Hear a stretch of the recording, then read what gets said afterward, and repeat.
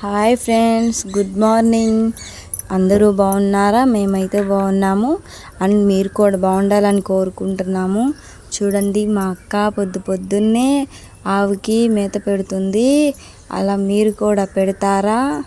Comment చేయండి friends, like చేయండి. And మా ఛానల్ని సబ్స్క్రైబ్ కూడా చేసుకోండి. ఇలా మీరు కూడా పొద్దున్నే గోమాత దర్శనం చేసుకోండి ఫ్రెండ్స్, చాలా మంచిది. వస్తుందేమో. Bye friends, take care.